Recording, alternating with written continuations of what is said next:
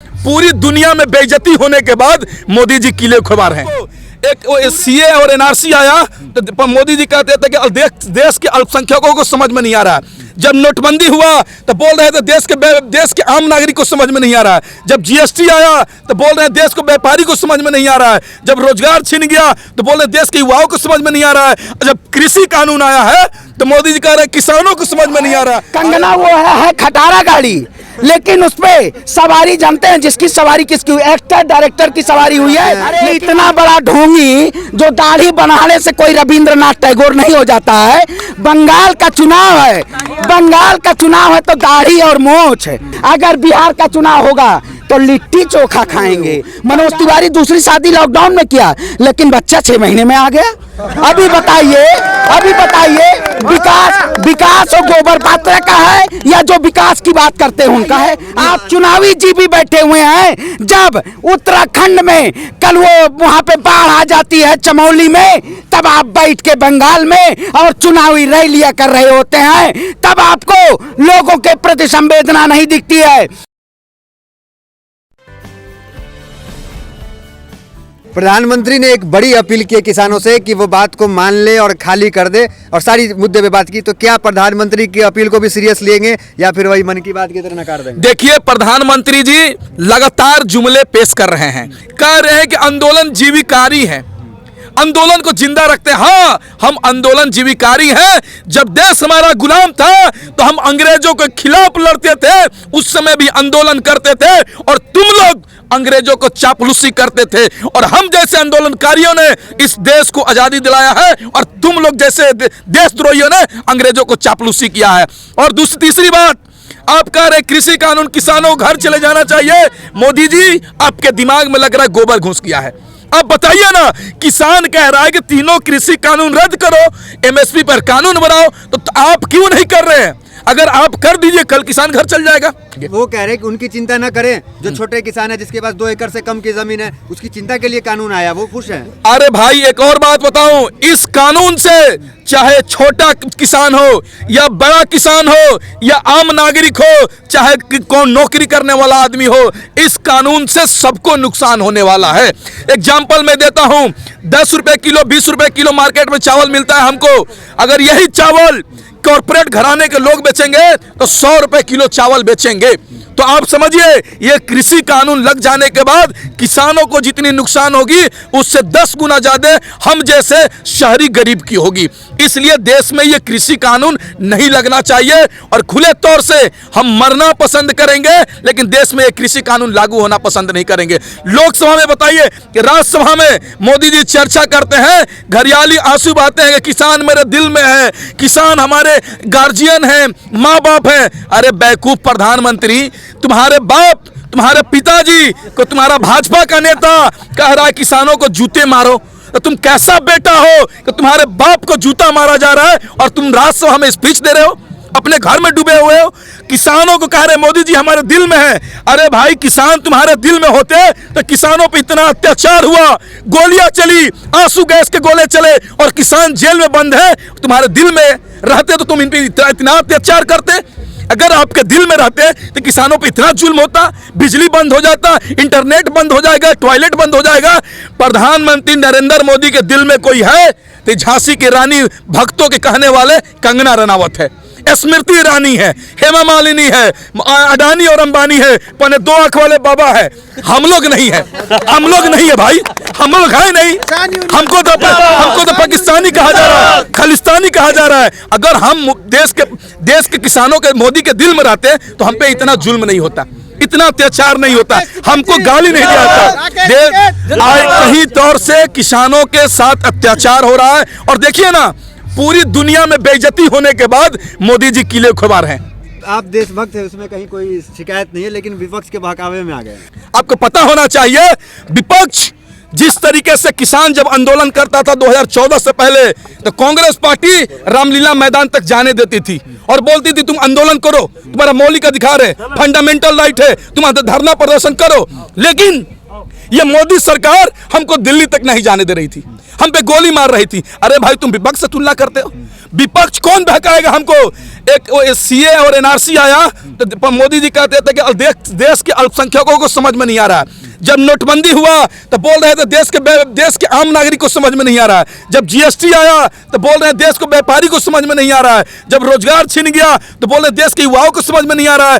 जब कृषि कानून आया है तो मोदी जी कह रहे हैं किसानों को समझ में नहीं आ रहा। अरे भाई, तुम लोग किस ग्रह से आते हो कि केवल भाजपा के लोग को ही समझ में आएगा यह चीज? सरकार ने प्रधानमंत्री ने एक बड़ी अपील की कि किसान जो है वो बात मान ले, घर जाए, बाकी बातचीत जो रास्ता है वो तो जारी है। तो प्रधानमंत्री की बात को सुने कि मन की बात की तरह इग्नोर कर दिया? नहीं, देखिए प्रधानमंत्री जी ने आज एक चीज कहा कि ये आंदोलन जी भी बैठे हुए हैं। अरे एक बात बताइए, आप चुनावी जी भी बैठे हुए हैं। जब उत्तराखंड में कल वो वहां पे बाढ़ आ जाती है चमोली में, तब आप बैठ के बंगाल में और चुनावी रैलियां कर रहे होते हैं। तब आपको लोगों के प्रति संवेदना नहीं दिखती है। जब सीए और एनआरसी रहता है तब आपके ही लोग वहां पहुंच के बंदूक चलाने का काम करते हैं। जब देश में किसान आंदोलन हो रहा है तब आपके ही दीप सिद्धू हमारे आंदोलन के विखंडन का काम करते हैं। अरे आप कौन से आंदोलन जीवी की बात करते हैं? इतना बड़ा देश जो हिंदुस्तान है, अंग्रेजों को भगाने के लिए आंदोलन ही हुए हैं। सत्याग्रह आंदोलन हो, हरित क्रांति हो, श्वेत क्रांति हो, पीली क्रांति हो, इतनी बड़ी बड़ी क्रांतियां देश में हुई है। अभी कानून पे बात कीजिए। अरे काले अंग्रेज बैठे नहीं हुए हैं। ये समझिए बाबा कामदेव एक है जिनकी कंपनी 2012 में ये सलवार पहन के भागे थे। कामदेव बाबा हैं, रामदेव क्या नाम है। ये 2012 में समझिए सलवार पहन के रामलीला मैदान से बांधे गए। अरे अब की बार बता दीजिए, इनका बिना नारा के सलवार ऐसा फाड़ देंगे बाबा का, समझ लीजिएगा। ये बाबा जो है ये दुनिया को बेवकूफ, देश में बेवकूफ सिर्फ मना रहे हैं। जो 100 करोड़ की कंपनी थी आज वो 5000 की करोड़ की कंपनी है। आप समझ रहे हैं? अरे जो पहले दिन से जो व्यक्ति ये कह रहा था कि एक देशद्रोही है, खालिस्तानी है। अरे भाई, अगर हम देशद्रोही, खालिस्तानी, पाकिस्तानी थे तो आप हमारे साथ 11 दौर की बातचीत क्यों दिए? अरे जब आपको घुटने नहीं टेकने थे तो राज्यसभा में आज किसानों की बात। अरे जान रही है ये सरकार, ये 5 राज्यों में जो चुनाव है अभी रैली कर रहे हैं ना, असम कल पहुंचे हैं, यहीं से भगाना स्टार्ट होगा इनको। राष्ट्रवादी तो आप कंगना रनौत को कहेंगे, राष्ट्रवादी कंगना रनौत समझिए, कंगना वो है खटारा गाड़ी, लेकिन उसपे सवारी जानते हैं जिसकी सवारी किसकी? एक्टर डायरेक्टर की सवारी हुई है, लेकिन अंधभक्त ये कहते हैं तो मर्सरीज। अरे गलत सवारी की बात, गलत शब्द है ये। अरे भाई, एक्टर और डायरेक्टर उस पे सवारी किए हैं, लेकिन अंधभक्त तो भी कहते हैं मर्सरीज है। अब आप क्या करेंगे? मर्सरीज है, उसको अंधभक्त अभी भी मर्सरीज समझ रहे हैं, लेकिन कितने एक्टर डायरेक्टर उस पे सवारी करके चले गए और खटारा डायरेक्टर वो बन रहे। सवाल ये भी होता है कि आंदोलन जिस तरीके से महीनों से चल रहा है तो वही सेलिब्रिटी, वही भाजपा के नेता सवाल करते हैं कि फंडिंग कहाँ का है? फंडिंग कहाँ का है? अरे एक बात बताइए, 2014 में अब की बार मोदी सरकार, अरे भारतीय जनता पार्टी अब की बार मोदी सरकार, किसानों पे नहीं अत्याचार, महिलाएं सुरक्षित। अरे इस सरकार ने किसान युवाओं को 2 करोड़ रोजा, अरे 15 लाख, एक मूवी का नाम बताइएगा आप, मैं 15 लाख दूंगा। जो कहते थे ना 15 लाख आएगा, उस मूवी का नाम रखेंगे हम, यही है, न कायर न लुगाई, वही मूवी रखूंगा। इसका नाम है ऐसे है, जो 70 साल हमारी कमाई थी ना, उसको ऐसा लुटाया है, संपत्ति LIC बेच दिए, नेशनल इंश्योरेंस बेच दिया, समझ, IDBI भी बेचने पे। ये कह रहा है हम अर्थव्यवस्था मजबूत कर रहे हैं। और आज तक कौन कंपनी बनाया है बताइए? कंपनी बस वही बनी है, बाबा कामदेव की कंपनी बनी है, उसी का डेवलपमेंट हुआ था। स्वदेशी अपनाने की अपील करते हैं, कहते हैं कि स्वदेशी अपनाइए, तो फिर दिक्कत क्या? स्वदेशी अपनाइए ना। अरे स्वदेशी अपनाइए, खुद तो बैठ के मलाई काट रहे हैं और उस सूट बूट से, सूट नहीं पहनते, एक कपड़ा पहनते रहते हैं, खुले में रहते हैं। अरे इतना बड़ा ढोंगी जो दाढ़ी बनाने से कोई रविंद्रनाथ टैगोर नहीं हो जाता है। बंगाल का चुनाव है, बंगाल का चुनाव है तो दाढ़ी और मोछ है।